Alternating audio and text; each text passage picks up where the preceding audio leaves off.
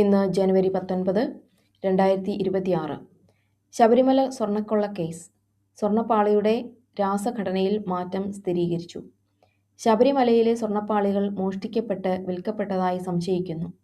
1999 UB group നൽകിയ സ്വർണ്ണപ്പാളികളുടെ ഘടനയും നിലവിൽ സന്നിധാനത്തുള്ള പാളികളുടെ ഘടനയും തമ്മിൽ വ്യത്യാസമുണ്ടെന്ന് BSSC നടത്തിയ ശാസ്ത്രീയ പരിശോധനയിൽ കണ്ടെത്തി. നിർണായക റിപ്പോർട്ട് കോടതിയിൽ സമർപ്പിച്ച് SIT. അടച്ചിട്ട മുറിയിൽ ശാസ്ത്രീയ പരിശോധനാ ഫലം ഹൈക്കോടതി പരിശോധിക്കുന്നു. ശബരിമല വിമാനത്താവള പദ്ധതി പ്രദേശമായ ചെറുവള്ളി എസ്റ്റേറ്റിന്റെ ഉടമസ്ഥാവകാശം സംബന്ധിച്ച കേസിൽ അത് സർക്കാർ ഭൂമി അല്ലെന്ന് കോടതി. ശബരിമല സന്നിധാനത്ത് 13,675 പാക്കറ്റ് നെയ്യ് കാണാതായ സംഭവത്തിൽ വിജിലൻസ് ആദ്യഘട്ട പരിശോധന പൂർത്തിയാക്കി. സമൂഹമാധ്യമത്തിൽ യുവതി ഉൾപ്പെടുത്തിയ വീഡിയോയിൽ അപമാനം നേരിട്ട ദീപക് ജീവനൊടുക്കിയ സംഭവത്തിൽ അസ്വാഭാവിക മരണത്തിന് മെഡിക്കൽ കോളേജ് പോലീസ് കേസെടുത്തു. നിരവധി പേർ യുവതിക്കെതിരെ കേസുമായി രംഗത്ത്.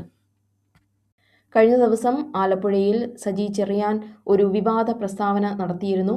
മലപ്പുറത്തെയും കാസർകോട്ടെയും ജനപ്രതിനിധികളുടെ പേര് പരിശോധിച്ചാൽ വർഗീയ ധ്രുവീകരണം മനസ്സിലാകും എന്നായിരുന്നു ആ പ്രസ്താവന. ഇതിനെതിരായിട്ട് യൂത്ത് കോൺഗ്രസ് പ്രവർത്തകൻ ഇപ്പോൾ പരാതി നൽകിയിരിക്കുന്നു. എന്നാൽ താൻ ഒരു മതേതരവാദിയാണെന്നും ആവശ്യമില്ലാത്ത കാര്യം സംസാരിക്കരുത് എന്നും അദ്ദേഹം മാധ്യമങ്ങളോട് പ്രതികരിച്ചു. മൂന്നാം ബലാത്സംഗ കേസിൽ ജയിലിൽ കഴിയുന്ന രാഹുൽ മാങ്കൂട്ടത്തിൽ ജാമ്യം തേടി പത്തനംതിട്ട ജില്ലാ സെഷൻസ് കോടതിയിൽ ഹർജി സമർപ്പിച്ചിരിക്കുന്നു. ഹർജി നാളെ കോടതി പരിഗണിക്കും. കരൂർ ദുരന്തത്തിൽ ഫെബ്രുവരി 2ാമത്തെ ആഴ്ചയോടെ CBI കുറ്റപത്രം സമർപ്പിക്കും. വിജയെയും തമിഴ്നാട് ഉന്നത പോലീസ് ഉദ്യോഗസ്ഥരെയും പ്രതി ചേർക്കാൻ നീക്കം.